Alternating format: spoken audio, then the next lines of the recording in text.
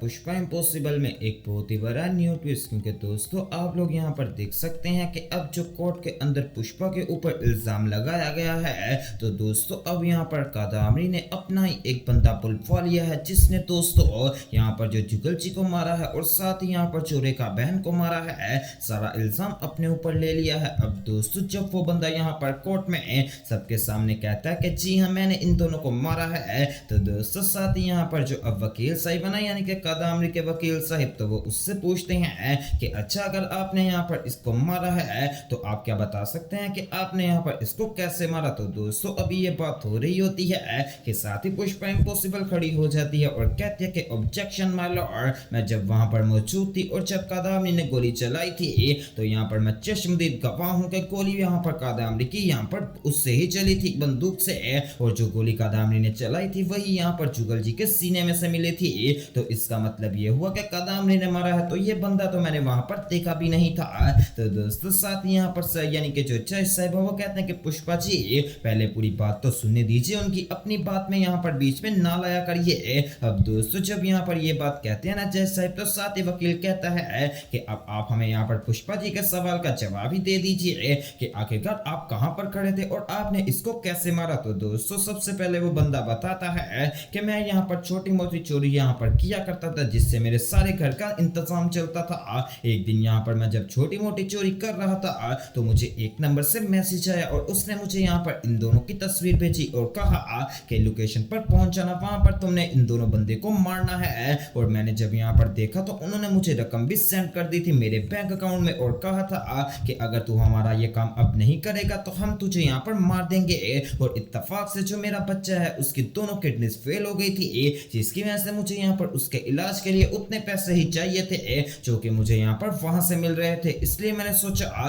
कि अब मुझे यहाँ पर ये काम करना ही पड़ेगा। और मैं माय लॉर्ड यहाँ पर इस चक्कर में अपनी बंदूक पकड़ी और बगैर किसी को बताए मैं वहां पर पहुंचा। लेकिन जब मैं वहां पर पहुंचा था तो मैंने देखा कि एक महिला खड़ी हुई थी, लेकिन उसकी यहाँ पर मुझे पीछे से नजर आ रहा था उसका सारा कुछ। तो मैंने तभी यहाँ पर गोली चलाई, तब उस महिला ने भी गोली चलाई थी, लेकिन उस महिला की गोली जो है वो चली जरूर थी, लेकिन जुगल जी को नहीं लगी थी, बल्कि उस आदमी को मेरी गोली लगी थी। मेरा निशाना बहुत ही ज्यादा पक्का था। मैंने एक जोरदार गोली चलाई थी और वो जाकर सीधा उसके सीने के आर पार हो गई। जब मैंने देखा कि ये मर चुका है तो फिर मैं वहां से चला गया। और रही बात रेखा बहन की, तो उसको तो मैंने यहाँ पर पहले ही मार दिया था। अब दोस्तों जब ये बात होती है तो सारे यहाँ पर कोर्ट वाले हैरानो परेशान हो जाने वाले हैं। इसके बाद दोस्तों दूसरी तरफ आप लोग देख सकते हैं कि यहाँ पर एक जो फिजियोथेरेपिस्ट है वो आ जाने वाली है चोल के अंदर। तो दोस्तों अंदर यहाँ पर राशि बैठी होती है और साथ ही शनाया। तो राशि कहती है कि नहीं नहीं मैंने आपको नहीं बुलाया। तो साथ ही शनाया कहती है कि मैंने इनको बुलाया है। दरअसल राशि तुझे इस टाइम काफी ज्यादा जरूरत है,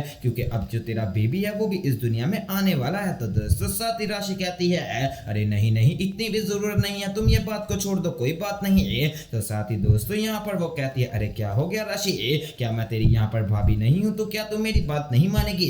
चल आज थोड़ी देर का काम है तेरे लिए नहीं अपने बच्चे के लिए, जिसको यहाँ पर इस सब की जरूरत है। तेरी अच्छे से मालिश भी हो जाएगी, तेरी कमर का दर्द भी ठीक हो जाएगा। अब दोस्तों किसी न किसी तरीके से शनाया यहाँ पर राशि को मनाकर अंदर लेकर चली जाने वाली है। अब दूसरी तरफ दोस्तों जब वो बंदा ये सारी बातें कह देता है तो पुष्पा आ जाने वाली है और कहती है कि मुझे भी आप नजर क्यों नहीं आए। तो दोस्तों साथ ही वो बंदा कहता है कि मैडम जी मैं जब यहाँ पर गोली चलाई और मेरा काम जब पूरा हो गया फिर मैं वहां से निकल गया, मेरे रुकने का तो कोई फायदा ही नहीं था। तो दोस्तों पुष्पा कहती है कि अच्छा फिर आप यहाँ पर आ जाकर अपने गुनाह को स्वीकार क्यों कर रहे हैं, आपने उसी टाइम यहाँ पर इस गुनाह को स्वीकार क्यों नहीं किया। तो दोस्तों वो बंदा कहता है कि इस बात का भी मैं आपको बता देता हूँ। दरअसल जब मैंने यहाँ पर वो पैसे लिए और अपने बच्चे का ऑपरेशन करवाया, लेकिन बदकिस्मती से हमारा बच्चा नहीं बच सका, तो मेरी जो यहाँ पर महिला थी ना यानी कि मेरी जो बीवी थी वो मुझे इस बात पर छोड़कर चली गई और उसने कहा कि तूने यहाँ पर गलत काम करके किसी की जान लेकर पैसे लिए थे,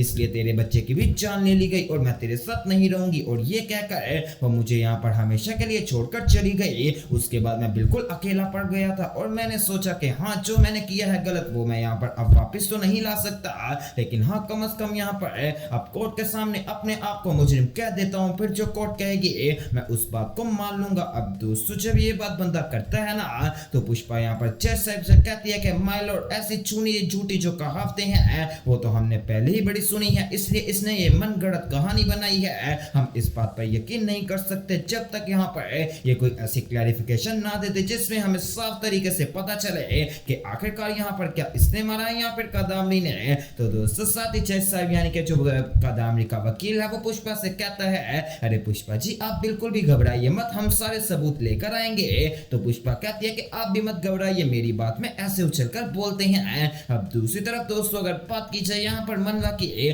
तो वो चिराग को मिलने के लिए बुलवा लेने वाली है। अब दोस्तों जब चिराग यहाँ पर मनवा से मिलने के लिए आता है तो कहता है कि मनवा तो इतनी ज्यादा परेशान क्यों है। तो मनवा कहते हैं कि मुझे पता चला है कि तुम दोनों एक ही यहाँ पर बेडरूम में रहते थे। तो चिराग कहता है कि हाँ इसमें कौन सी गलत बात है। तो दोस्तों मनवा कहते हैं चिराग कहीं तेरे और उसके बीच में कुछ चल तो नहीं रहा। तो चिराग कहता है अरे मनवा तो गलत समझ रही है, दरअसल उस दिन हुआ कुछ यूं था कि जब मेरी शनाया के साथ यहाँ पर कोई भी बात में बंद नहीं आ रही थी तो मम्मी ने एक यहाँ पर प्लान बनाया और मम्मी ने यहाँ पर जानबूझकर हम दोनों को एक ही कमरे में बंद कर दिया और कहा कि बड़ा तुम दोनों एक दूसरे से लड़ते झगड़ते हो ना, अब एक ही कमरे में रहना पड़ेगा और जब तक कोई सुलह सफाई नहीं हो जाएगी तब तक मैं तुम लोगों को बाहर नहीं निकालूंगी। इसलिए मम्मी ने हमें एक कमरे में बंद कर दिया था और मम्मी ने यहाँ पर लॉक कर दिया था। तो दोस्तों साथ ही यहाँ पर मनवा कहते इसका मतलब ये कि तू उसके साथ सोया था एक ही बिस्तर पर।